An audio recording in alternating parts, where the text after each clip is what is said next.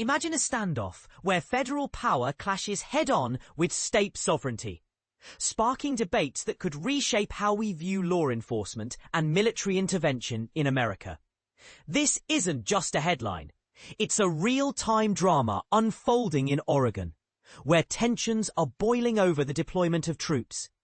But here's where it gets controversial. Is this a necessary shield against chaos or an overreach that undermines democratic principles? Let's dive in and unpack the details, step by step, so even newcomers to these political battles can follow along easily. Picture this. Around 100 soldiers from the California National Guard have touched down in Oregon, with even more expected to join them soon. This move comes hot on the heels of a judge's decision to halt the original plan to send Oregon's own National Guard troops to Portland.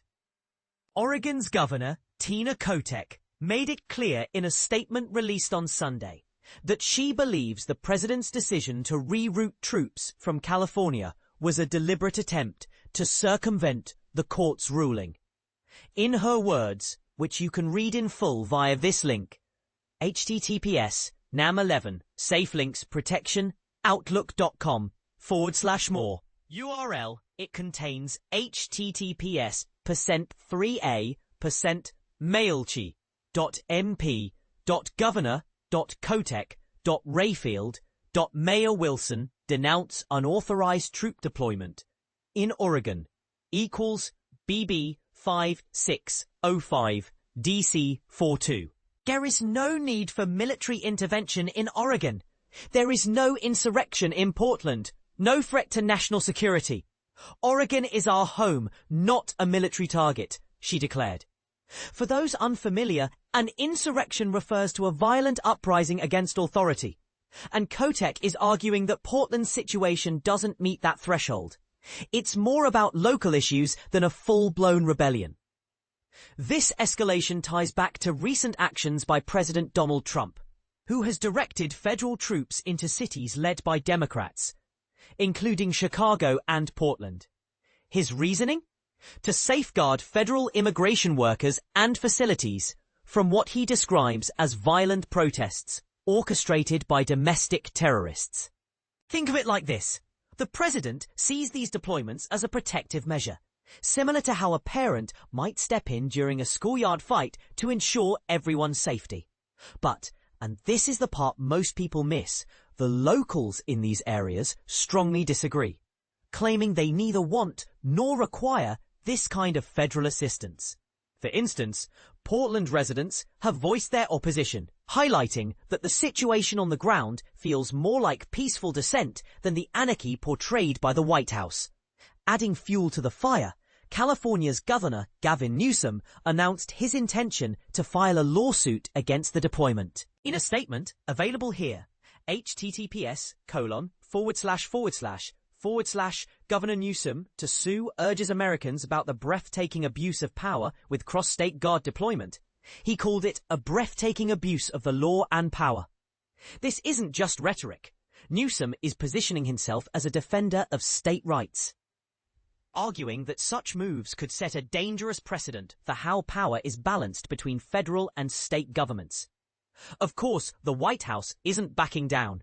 In their defense, released on Sunday, they insisted that Trump was acting within his legal rights to protect federal property and personnel in Portland, amid what they describe as violent riots and assaults on law enforcement.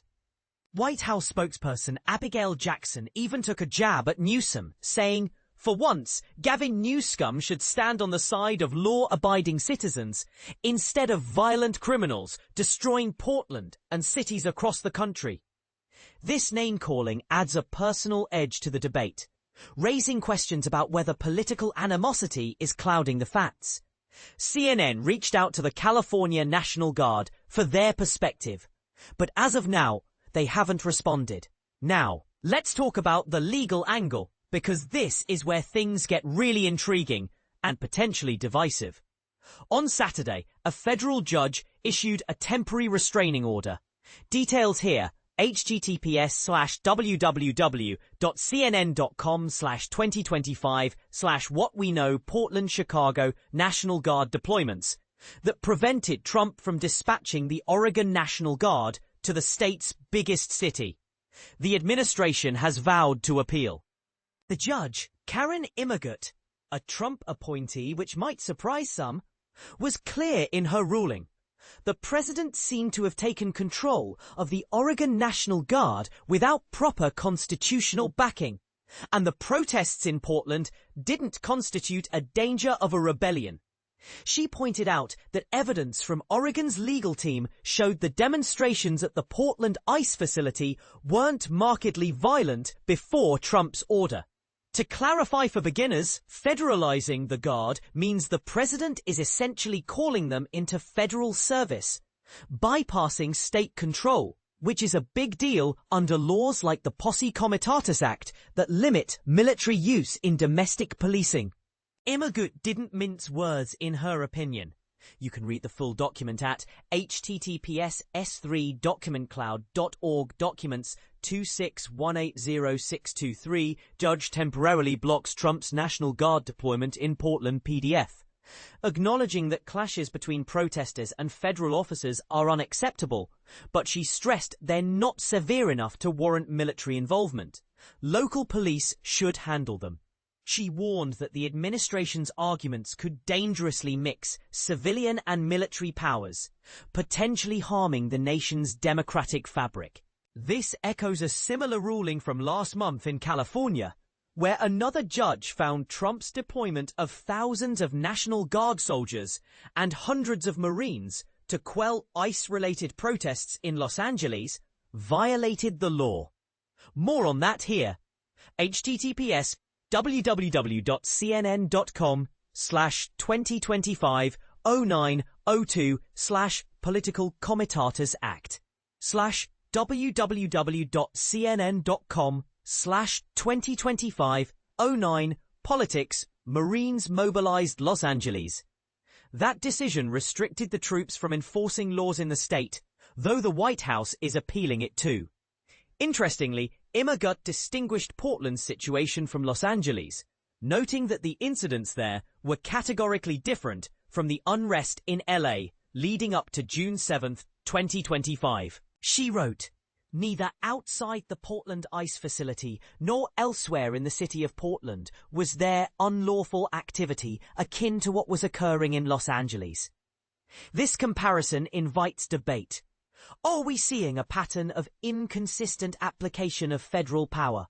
Or is each case truly unique? For example, if LA had widespread looting and attacks that overwhelmed local forces, does that justify military aid there, but not in Portland, where protests might be more contained? As this story continues to evolve, it's clear that opinions are sharply divided. On one side, supporters of the deployments argue they're essential for protecting federal interests and maintaining order in turbulent times. On the other, critics see them as an erosion of state autonomy and a risky blurring of lines between military and civilian roles. And here's a controversial twist to ponder. Could this be interpreted as a strategic move to intimidate political opponents, rather than a genuine response to threats? We invite you to weigh in. Do you believe the president has the authority to send troops across state lines like this? Or is it an abuse of power? Should judges have the final say in such matters? Or does that undermine executive decisions? Share your views in the comments below. Let's keep the conversation going. This is a developing story, so stay tuned for updates.